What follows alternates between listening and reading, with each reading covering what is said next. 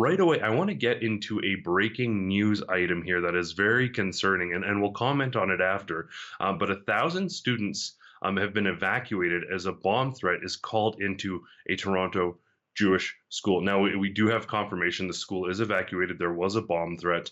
Details beyond that are a little bit slim, but we actually have, I believe, Lincoln J managed to already get on location and has Mhm. some visuals from the location there. So let's jump to that video clip on Twitter, and then we can react to the sights and sounds that we're seeing there.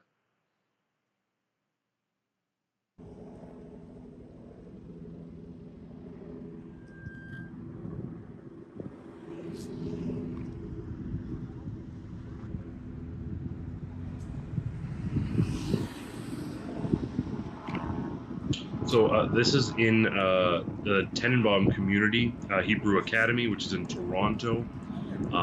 What happened? It's a Can't talk about it too much. You can keep checking the news, CP24 and so forth again to you. Just unless you're going to pick up a child from the school, we just can't let you go through at the moment. You're welcome to go around from the east end or the west end, but you just can't go through. I heard there was a bomb threat. Is that true? So, sir, I just can't have you going that way, okay? Do you want to wait for me on this side? Okay. Thank you. Is there a reason you want to go down there?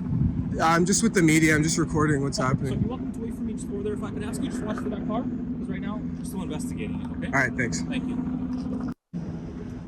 Yeah, the students have been evacuated to a nearby synagogue. And this isn't the first time either in recent weeks that this particular school has been targeted. So this is just completely, obviously, in my opinion, unacceptable and absolutely disgusting unfolding of events here in Canada that have, ricocheted over from the Palestinian conflict with Israel since the October 7th attack. And these innocent students, these minors, their parents must be just terrified. How do you even send your child to school and feel safe and confident in that decision if this is what's going to happen repeatedly? Like I mentioned, this is not the first time that this has happened. It's absolutely appalling. And we're seeing very, very weak responses from our elected officials in regards to these continued hate crimes and attacks that are happening on Canadian soil. 100%. And the thing that's really sort of jarring for me here is the response from the Liberal government. When there was a bit of spray paint on a mosque not that long ago, Trudeau basically flew out and took a knee and did a photo op and everything like that. It's absurd that the lack of sort of acknowledgement of what's happening here. And we're also talking about, as you mentioned, I think a couple people were arrested in relation to a prior bomb threat here, but there's also been a number of yeshiva Jewish schools that have been shot at, like literally bullets shot into these schools, and now a bomb threat here. This is absolutely horrifying. And the thing for me that really makes this so just repugnant is the fact that you'll see pro-Hamas protesters saying that, oh, well, this isn't about Jews. This is just about Israel. Well, this is a Jewish school in Canada, and no doubt there's probably some sort of familial or personal connections to Israel. And I mean, you might be able to make some assumptions about where their loyalties lie. But what is more innocent than like a children's school that happens to be Jewish and targeting that, calling in a bomb threat? The whole narrative that this is simply about standing up against Israel, it's not accurate. And there's so much stuff going around on social media. We've seen all the clips of people saying Hitler was right, terrible, terrible things like that. Like, what does that have to do with the current conflict right now? It doesn't. This is on a fundamental level anti-Semitism. And the other thing that really sort of, and I'd love to hear your sort of feedback on this, but the thing that I don't understand is so much of this started when people were rallied by that Hamas terrorist attack. So it's one thing to protest peacefully in an ongoing fashion, but to be rallied and encouraged after something horrific like that happens is terrible, in my opinion. It's unacceptable. That's a really good point. And, it further reinforces that this is not happening only to Jewish schools. It's horrific and should absolutely be vehemently opposed. But just now we have also a breaking scene at Scotiabank headquarters in Toronto. So similarly, in the city of Toronto, with multiple police on site, and staff evacuated and comes from a Twitter account, Rowan, formerly Twitter, now X. He says that Palestinian protesters occupy the premises and scream genocide accusations. And of course, he concludes that tweet or the post with, "Will Finance Minister Chrystia Freeland, freeze their bank accounts?" ? Here, let's roll this clip.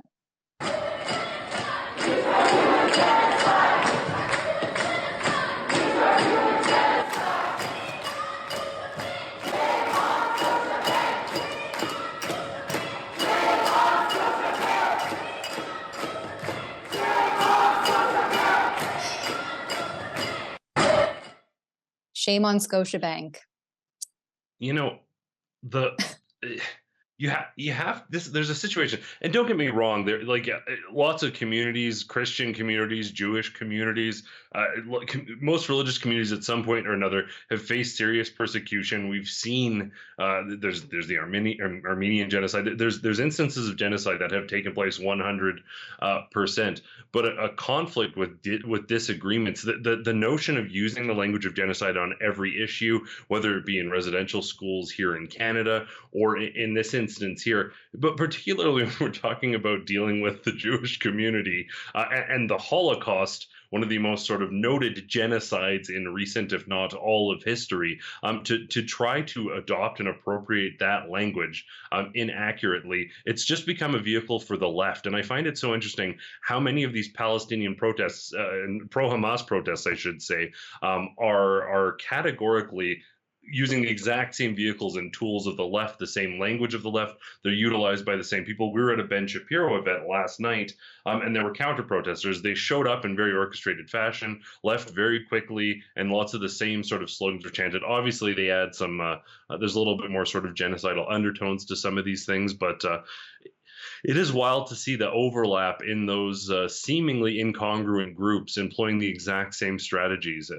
There's definitely a sort of weird connect there. And ideologically, there's so many issues that they do not gel on at all. But it is, and Ben Shapiro talked about this last night, this idea of anyone who can make themselves oppressed or identify themselves oppressed or make themselves the other is justified in anything that they do.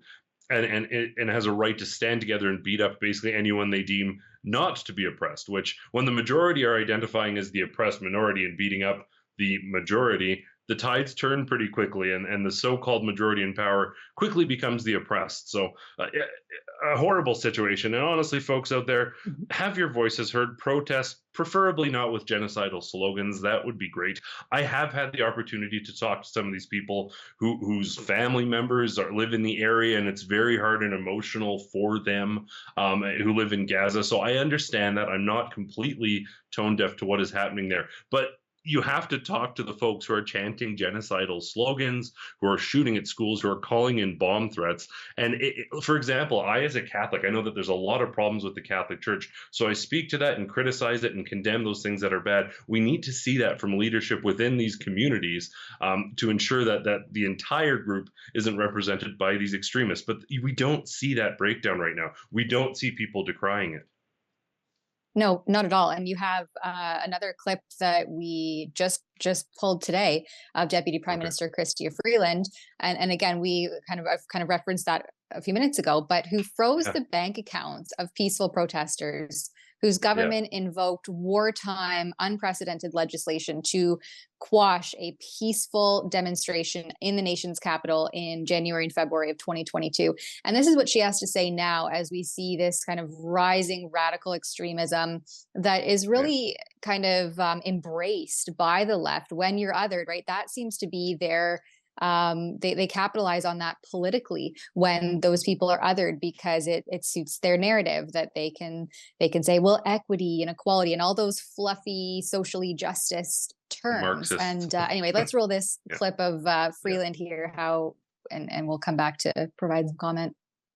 Both the Prime Minister and the Leader of the Opposition, Pierre Poilievre, they've seen a number of instances this week where they've been chased out of venues, rallies disrupted, Benjamin Netanyahu making comments about what the Prime Minister had to say about the conflict in the Middle East at this point. The question they're asking is, what do you make of protesters targeting federal leaders? And do you think Ottawa's position on the conflict has been diversive as a result? So, thank you for the question. The right to protest is essential to the democracy that we are all so lucky to live in Canada. It's important when protesters exercise that right that they are respectful of the work that everyone in Canada needs to do, whether it's the leader of the official opposition or the Prime Minister. So, like, the amount of time she spends there getting to, well, the trucker convoy maybe caused slight inconveniences for federal members of parliament getting to work.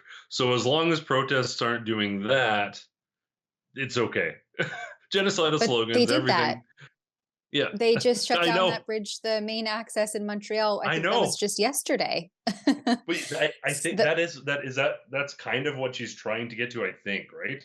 Like, I think that's the point she's trying to make. She's like, how do I blame and excuse what we did to the trucker convoy while allowing all of this to take place? And there's no way to do it. It's not possible. Mhm. So you see her just doing that. I actually do think that that is a reasonably good question. Maybe not perfect, but it's nice to see them being put to the test in that regard. But we talked about this too with my interview with Ben Shapiro. We talked about it at length, the sort of glaring double standards that you see, whether it was BLM protests or whether it is some of these pro-Hamas protests, some of what we're seeing. And there's been protests occurring for years through COVID-19 on parental rights issues. They're always complying with the cops and there's no issues. They've never had to shut down roads. Just in Calgary, at one of the recent protests, they had to block down one of the entire major downtown roads. And sometimes they'll do that when the group's walking through, but they had to shut it down entirely because of rising tensions and conflicts. That hasn't happened at any of the prior protests over years. But suddenly now it's soft hands